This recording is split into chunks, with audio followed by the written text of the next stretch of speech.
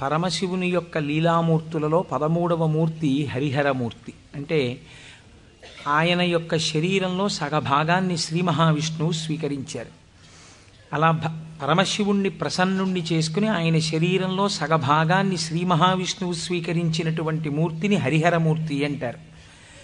నువ్వు ఎటువంటి భక్తితో ఎటువంటి ఉపాసన చేసి శంకరుని యొక్క శరీరంలో అర్ధభాగాన్ని పొందావో ఆ ఉపాయాన్ని నాకు చెప్పవలసినది అని పార్వతీదేవి నారాయణుణ్ణి ప్రార్థన చేస్తే శ్రీమన్నారాయణుడు పార్వతీదేవికి ఉపదేశం చేసినటువంటి స్తోత్రమే శివాష్టోత్తర శతనామ స్తోత్రం.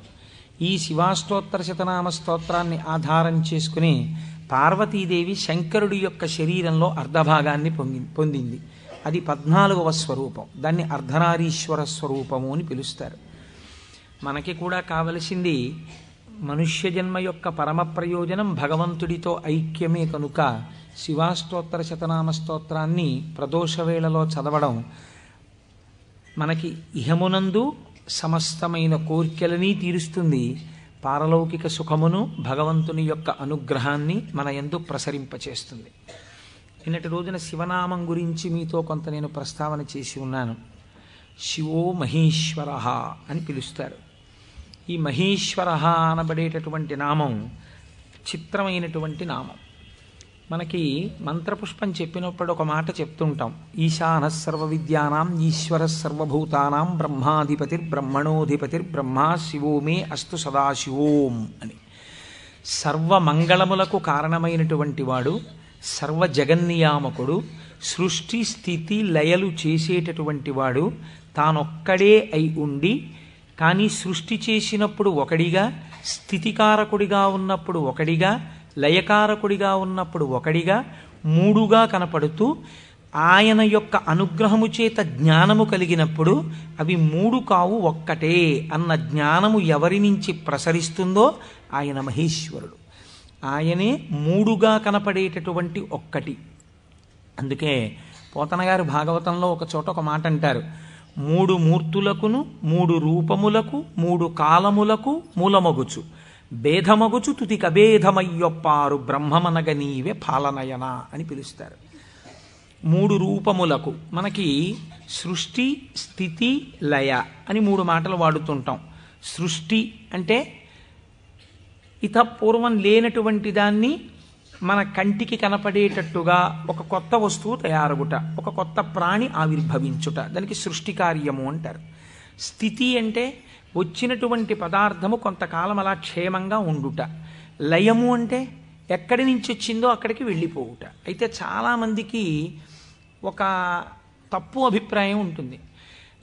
రుద్రుడు లేదా శివుడు అనేటప్పటికీ ఆయన సంహారకర్త, అనగా చంపేస్తాడు బాబోయ్. శంకరుణ్ణి ప్రార్థన చేస్తే ఆయన లయకారకుడు కదండి, చంపేస్తాడంటారు. కాదు, అన్ని వేళలా లయము అన్న శబ్దానికి అర్థం కేవలం చంపేయడం కాదు. ఆయన చాలా ఉదారుడై ఉంటాడు. మీకు నేను కొన్ని ఉదాహరణలు చూపిస్తాను. మనకి లయమునందు స్వల్పకాలిక లయము అని ఒక మాట ఉంది. స్వల్పకాలిక లయం అంటే ఏమిటో తెలుసా అండి? నేను ఆఫీస్కి వెళ్ళాననుకోండి, నా ప్రయోజనం ఏమిటి? ఆఫీస్కి వెళ్ళడం దేని గురించి అంటే నా ఇంట్లో ఉన్న భార్యాబిడ్డలు క్షేమంగా సంతోషంగా ఆనందంగా ఉండేటట్టుగా వాళ్ళకి కావలసినటువంటి ద్రవ్యములు సంపాదించడానికి ఆఫీస్కి వెడతాను. ఆఫీస్ ఎంత బాగున్నా నేను ఆఫీస్లో ఉండిపోను. ఆఫీస్కి వెళ్ళడం ఎందుకంటే ఇంటికి వచ్చేయడానికి తప్ప. ఆఫీస్కి వెళ్ళి ఆఫీస్లో ఉండిపోవడానికి ఆఫీస్కి ఎవరు వెళ్ళరు, ఇంటికి వచ్చేస్తారు. ఇంటికి వచ్చేస్తే అమ్మయ్యా ప్రాణం హాయిగా ఉందంటారు. మీరు చూడండి, తీర్థయాత్రలకు వెళ్ళిన వాళ్ళు ఓ మాట అంటుంటారు, ఓ 10 రోజులో 15 రోజులో యాత్రకు వెళ్ళినప్పుడు బాగుంటుంది. యాత్రకు వెళ్ళి రాగానే మొదట వచ్చే మాట ఏమిటంటే, భార్య భోజనం పెట్టగానే ఇంట్లో చారు అన్నం అయినా ఎంత సుఖంగా ఉందోనే అంటాడు. తన ఇల్లు అనేటప్పటికీ ఒక తృప్తి. అలాగే మీ యొక్క స్వస్వరూపమునందు మీరు నిలబడినప్పుడు సుఖదుఖములనేటటువంటివి లేకుండా పరమ ప్రశాంతమైన స్థితిలో మీరు ఉంటారు. మీ స్థితి అసలు ఏమిటి? ఆనందకరమైనటువంటి స్థితి. మరి దుఃఖం ఎందుకు వస్తుంది? మనస్సు యొక్క సంకల్ప వికల్పముల వలన దుఃఖం వస్తుంది. ఆ మనస్సు సుషుప్తిలో ఆత్మలోకి చేరిపోయింది అనుకోండి, ఏమీ తెలియని స్థితిలో, అది అజ్ఞానం అంటే మనం తెలుసుకోలేం. కానీ మీరు బాగా గాఢ నిద్ర పట్టినప్పుడు ఎలా ఉంది అన్నారనుకోండి, ఎవ్వడూ కూడా ఎంత దుఃఖంగా ఉందోనండి, అంత గాఢ నిద్ర పట్టింది, ఎంత ఏడుపు వచ్చిందో ఆ గాఢ నిద్రలో అన్నవాడు మీకు ప్రపంచంలో ఉండడు. బా ఎంత హాయిగా నిద్ర పట్టిందో అంటాడు. ఏమిటా హాయి? మనస్సు లేకపోవడమే హాయి. మనస్సు ఆత్మలోకి వెళ్ళిపోయింది. అలా వెళ్ళిపోయి ఆత్మగా ఉండిపోతే ఎంత సంతోషమో, ఎంత హాయో, ఎంత ఆనందమో. ఈ బాహ్యమును గురించినటువంటి ఎరుక అంతా ఆగిపోతుంది. ఆగిపోయినప్పుడు గొప్ప ఆనందాన్ని పొందుతాడు. ఇలా ఆనందాన్ని పొందినటువంటి స్వరూపము ఏది ఉన్నదో ఆ ఆనందమే శంకరుడు, ఆ ఆనందమే పరమశివుడు. ఆయన ఈ నిద్ర పోయినప్పుడు దీనిని స్వల్పకాలిక లయము అని పిలుస్తారు. నిద్ర పట్టలేదనుకోండి, అంతకన్నా భయంకరమైన స్థితి ప్రపంచంలో ఇంకోటి ఉండదు, అంతకన్నా దుఃఖం కూడా ఇంకోటి ఉండదు. ఒక్కరోజు రాత్రి 1 గంట వరకు నిద్ర పట్టలేదనుకోండి, పిచ్చెక్కినట్టు ఉంటుంది. ఏం చెయ్యాలో అర్థం కాక. ఏదో అలవాటు ఉన్నవాడైతే పుస్తకం తీసుకాసేపు చదువుకుంటే వేరు మాట అనుకోండి. నిద్ర ఎవరు ఇస్తున్నారు? నిద్రని భగవంతుడు మీరు అర్థించకుండా, మీరు ఏ ప్రయత్నమూ చెయ్యకుండా తిరిగి తిరిగి తిరిగి తిరిగి విషయ సుఖాలలో మీరు మగ్నమై ఇంద్రియములన్నీ అలిసిపోయి మనస్సు అలిసిపోతే ఈ శరీరాన్ని తీసుకెళ్ళి ఓ మంచం మీదో, పరుపు మీదో, నేల మీదో, చాప మీదో, బొంత మీదో పడుకోబెట్టేస్తే ఆయన చక్కగా ఇంద్రియాల్లో ఉన్న శక్తిని అంతటినీ తీసి మనస్సులో పెట్టేస్తాడు. కళ్ళల్లో ఉన్న శక్తి వెనక్కి తీసి మనస్సులో పెడతాడు. కళ్ళు తెరిచి ఉంటాయి కానీ చూడడు. ఒక్కొక్కడు కళ్ళు తెరిచి నిద్రపోతాడు, లేకపోతే సగం తెరిచి నిద్రపోతాడు, కానీ ఏం చూడలేడు. ఎందుకంటే శక్తి వెనక్కి వెళ్ళిపోయింది. చెవు దగ్గరికి వెళ్ళి మాట్లాడినా వినపడదు. ఎందుచేత? ఆ చెవికి వినపడే శక్తి మనస్సులోకి వెళ్ళిపోయింది. ఇంద్రియాలలో ఉన్న శక్తి మనస్సులోకి, మనస్సు ఆత్మలోకి వెళ్ళిపోతుంది. ఈ గాఢమైనటువంటి సుషుప్తి అనబడేటటువంటి నిద్రలో ఈశ్వరుడు మనకు ఒక గొప్ప ప్రయోజనాన్ని చేకూరుస్తాడు. దీన్నే స్వల్పకాలిక లయము అంటారు. మనం ఛార్జింగ్ లైట్ని కరెంటుతో ఛార్జ్ చేసినట్టు ఈ మనస్సు ఇంద్రియముల యొక్క శక్తి తీసుకుని ఆత్మలోకి వెళ్ళి కూర్చుంటుంది. కూర్చున్నప్పుడు ఈ ఆత్మ మళ్ళీ మనస్సుకి ఇంద్రియములకు కావలసినటువంటి బలాన్ని ఇస్తుంది. తెల్లవారి నిద్ర లేవగానే మనస్సు మేల్కొంటుంది. మేల్కొనడం అంటే ఆత్మ నుంచి విడివడుతుంది.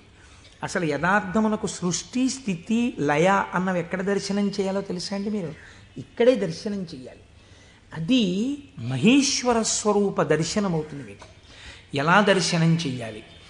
మీకు నిద్ర లేవగానే మొట్టమొదటి ఆలోచన అయితే వచ్చిందో దానికి మీరు సాక్షిగా ఉన్నారనుకోండి. తెలివి రాగానే నాకు మొదట ఏం ఆలోచన వచ్చింది అంటే ఆలోచన మనస్సు యొక్క స్వరూపం. అది ఏం ఆలోచించిందని మీరు ఆలోచనని పసిగట్టి వేరుగా ఉండడం మీరు ఆత్మగా ఉండడం. ఆత్మగా ఉండి మీరు మొదటి ఆలోచనని చూశారనుకోండి, దాని ఆలోచనల్ని చూడడం మీకు అలవాటు అవుతుంది. ఇది సృష్టి, చతుర్ముఖ బ్రహ్మ దర్శనం.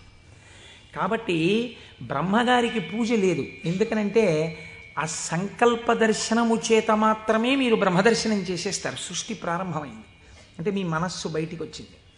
ఇప్పుడు మీకేం కావాలి? స్థితి కావాలి. స్థితి అంటే నిర్వహణ శక్తి కావాలి.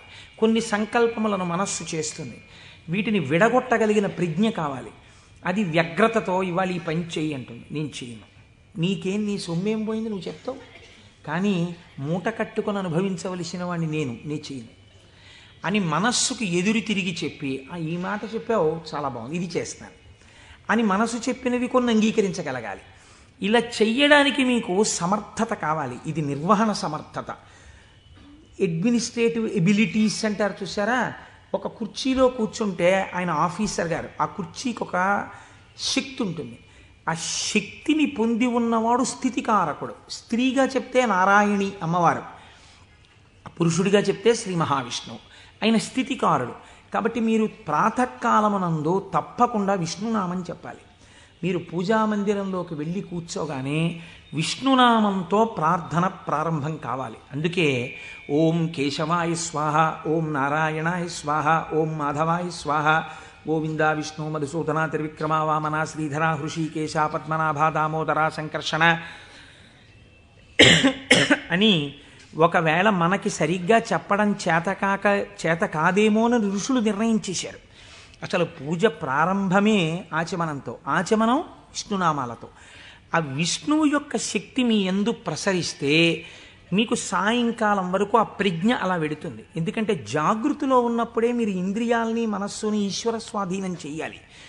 దీనికి కావలసిన ప్రజ్ఞ, మీ ఆలోచనల్ని చక్కదిద్దుకోగలిగిన ప్రజ్ఞ మీ యందు ప్రసరిస్తుంది. కాబట్టి విష్ణు పూజతో రోజు ప్రారంభం కావాలి, విష్ణునామంతో ప్రారంభం కావాలి. తరువాత మీరు అభిషేకం చేసుకోవచ్చు, శివార్చన చేయవచ్చు. నేను అలా చెయ్యవద్దని నేను చెప్పట్లేదు. విష్ణునామంతో ప్రారంభించాలి. మనకి భగవంతుడు ఒక్కడే, కానీ మనకి ప్రయోజనం చేకూర్చడానికి అన్ని రూపాల్ని పొందాడు. రాత్రి నిద్రపోయే ముందు శాస్త్రం అంది 11 మార్లు. ఇంకా నువ్వు నామం చెప్పేసిన తర్వాత ఇక మాట్లాడకూడదు. 11 మాటలు శివ శివ శివ శివ శివ శివ శివ అని 11 మాటలు అనుకుని విశ్రాంతి స్థానమునకు శరీరమును చేర్చేయాలి. ఇక పడుకున్న తర్వాత ఇక మాట్లాడడం. ఇప్పుడు ఈ శివానుగ్రహం స్వల్పకాలిక లయం. సృష్టిని దర్శనం చేశాడు, స్థితికారకుణ్ణి ప్రార్థన చేశాడు. ఈ రోజు చేసినటువంటి పనులన్నీ మంచి పనులైతే నిద్రలో నీకు సాత్వికమైనటువంటి ఆలోచనలు వస్తాయి. సాత్వికమైన ఆలోచనలతో, చిత్తశాంతితో, భయానకమైన కలలు రాకుండా హాయిగా నిద్రపుచ్చగలిగినటువంటి స్వరూపము స్వల్పకాలిక లయమైనటువంటి పరమశివ స్వరూపము. శివనామం చెప్పి నిద్రపోతే నిద్రా సమాధి స్థితి, అది సమాధి స్థితి అవుతుంది. మళ్ళీ లేచాడు, మళ్ళీ సృష్టికర్త దర్శనం చేస్తాడు. తొలితలంపు ఏది వస్తోందో దాన్ని మీరు ఈశ్వరుడి వైపుకి తిప్పడం అలవాటు చేయాలి మనస్సుకి ప్రయత్నపూర్వకంగా. ఫస్ట్ డిక్టం లోపల నుంచి ఏం రావాలో తెలుసా అండి, అది మీరు అలవాటు చేయాలి. అప్పుడు మీరు ఒక రోజుని, కాలమునందు ఒక రోజు అనబడేటటువంటి విభాగమును మహేశ్వరుడిగా మారుస్తున్నారు మీరు. ఇది మహేశ్వరార్చనము. ఒక రోజు మహేశ్వరుడైంది, మీరు ఆ మహేశ్వరార్చన చేత మీరు మహేశ్వరుడైనారు. ఎలా అంటే మొట్టమొదటి ఆలోచన బయటికి వస్తూనే మనస్సుకి ఒకటి అలవాటు ఉండాలి. ఏమిటో తెలుసా అండి అలవాటు? ఇది చిత్రంగా ఉంటుంది. చిలకకి సహజ స్వభావం ఏమిటి? మీరు ఒక పంజరంలోంచి బయటికి తీస్తే ఎగిరిపోవడం. కానీ కొంతమంది చిలక ప్రశ్న అని జ్యోతిష్యం చెప్పేవాళ్ళు ఉంటారు. వాళ్ళు పంజరంలోంచి తలుపు పైకెత్తి చిలకని బయటికి పిలుస్తారు. చిలక బయటికి వచ్చి ఎగిరిపోదు. ఎగిరిపోకుండా వచ్చి అక్కడ పెట్టిన పుస్తకాలని ముక్కు పెట్టి లాగి ఒక పుస్తకాన్ని నుంచి లోపలికి వెళ్ళిపోయి కూర్చుంటుంది. ఆయన తలుపు వేయలేదనుకోండి, అది ఎగరదు, అందులోనే కూర్చుంటుంది. అదేంటి స్వేచ్ఛగా ఎగిరే చిలక ఎగరకుండా ఇలాంటి పనులు చేయడం ఏంటి అంటే ఆయన అలా తర్ఫీదు ఇచ్చాడు దానికి, అందుకని అది అలా ప్రవర్తిస్తుంది. మీరు కూడా మీ మనస్సుకి తర్ఫీదు ఇవ్వడం మీకు రావాలి. నిద్ర లేవగానే అది మొదటి సంకల్పం ఏం చెప్పాలో తెలుసా అండి? ఇప్పుడు నీ ఇంట నీ ఆరాధ్య దైవము, నీ కులదైవం ఎవరున్నారో వారు నువ్వు పడుకున్న వైపు నీ తల ఇటువైపు ఉన్నది. సాధారణంగా నిద్రపోయేటప్పుడు ఎడమ వైపుకి నిద్రపోమ్మని శాస్త్రం. నువ్వు కొంచెం ఒరగిలా పడుకుని కొద్దిగా తల కుడిపక్కకి తిప్పి నీ కన్నులు విప్పితే నీ దృష్టి ప్రసారము తిన్నగా నీ కులదేవతా స్వరూపము మీద పడుచున్నది. అది లక్ష్మీనారాయణులు కానివ్వండి, పార్వతీ పరమేశ్వరులు కానివ్వండి. నేను దాని యందు అభ్యంతర ప్రకటన చెయ్యను, ఉన్నది ఒకటే పరబ్రహ్మం. కనుక ఇది మొదటి ఆలోచన కావాలి. ఇది మనస్సుకి మీరు అలవాటు చేయాలి. అంతేకాని టైం అయిపోతోందని గడియారం వంక చూస్తూ కంగారుగా లేవడం అలవాటు కాకూడదు.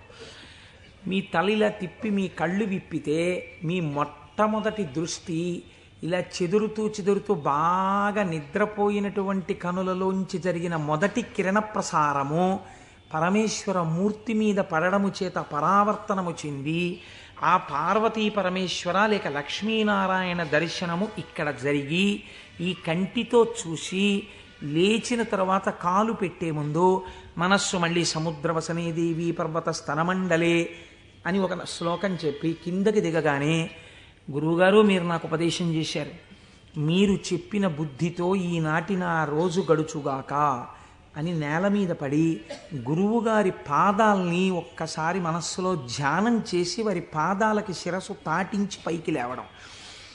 ఇది మీకు అలవాటు అయిందనుకోండి, మీకు తెలియకుండా మీరు మొదటి ఆలోచన రావడానికి సాక్షి. ఇప్పుడు ఈ ఆలోచనని మీరు ఒక దిశానిర్దేశం చేస్తున్నారు. ఇది స్థితికారకత్వం. అసలు నిజంగా ఒడిసి పట్టడం. ఇలా తిప్పడాన్ని యథార్థమునకు ఒక రోజును మహేశ్వరుడిగా మార్చుట కాకుండా ఎక్కడో మహేశ్వరుడు ఉన్నాడు, ఆయన సృష్టికర్త, స్థితికర్త, ప్రళయకర్త. మీరెప్పటికీ సృష్టికర్త, స్థితికర్త, ప్రళయకర్త దర్శనం చేస్తారు?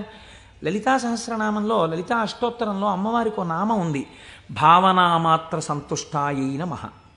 మీ భావన ఎలా ఉందో దాని చేత ఆవిడ సంతుష్టురాలవుతుంది, ఆవిడ ఆనందిస్తుంది. ఇక్కడ మీరు భావన చేస్తుంటే ఈ శక్తి అంతా ఆవిడే, ఇక్కడ ఉన్న శక్తి, ఇక్కడ ఉన్నటువంటి ప్రకృతి వికారమైన శరీరం ఆవిడే.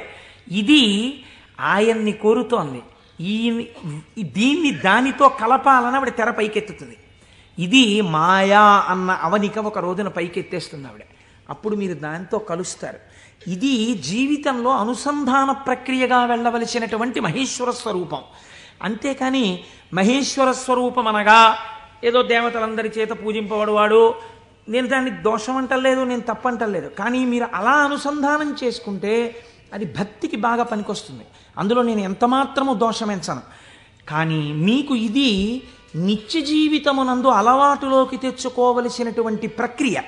మీరు ఇలా దర్శనం చేస్తూ వెళుతున్నారనుకోండి, మీ లయ పరమశివుడు.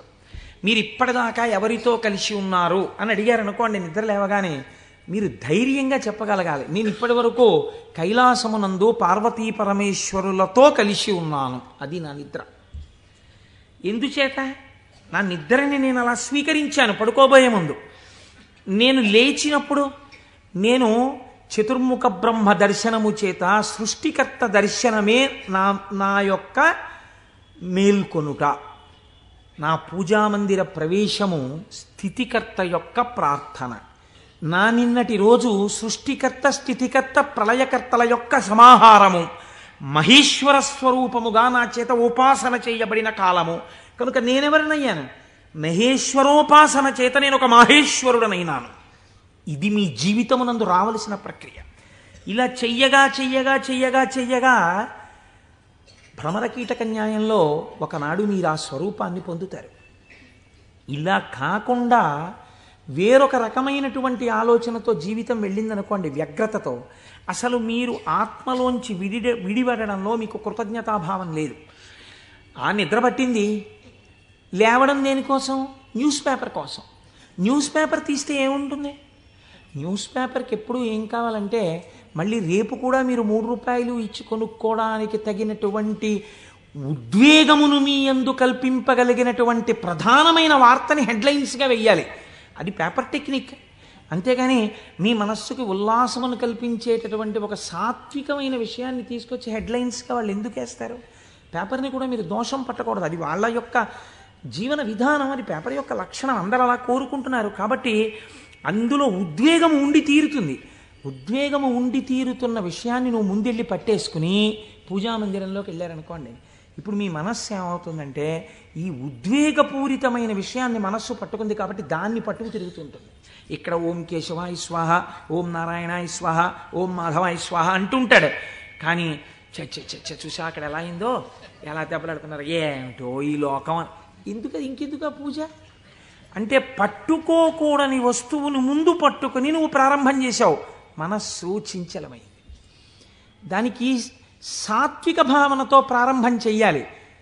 పరమ సత్వగుణ ప్రధానుడై, స్థితికారకుడై మీ మనస్సుని ఆహ్లాదపూరితముగా ఉంచి ఈశ్వరాభిముఖం చేయగలిగిన శక్తి విష్ణు శక్తి. అందుకని విష్ణునామంతో రోజు ప్రారంభం కావాలి. కనుక ఇది మీరు నిత్య జీవితంలోకి మహేశ్వర స్వరూపాన్ని తెచ్చుకోవలసినటువంటి విధానం. ఇప్పుడు ఈ మహేశ్వరుడు మీరు మామూలుగా వాంగ్మయ రీత్యా చూసినప్పుడు ఈయన నియంత నియంత అన్న మాట నేను తేలికగా ఎందుకు వాడేశానో తెలుసా అండి? అది పౌరాణికమైన భాషలో వాడబడిన మాట కాదు. నువ్విలా ఎందుకు చేశావు అని వేరొకరు అడగలేనివాడు. ఈ ఈశ్వరుడు యొక్క స్థితి ఎలా ఉంటుందంటే, అసలు మీరు అలా అడగడానికి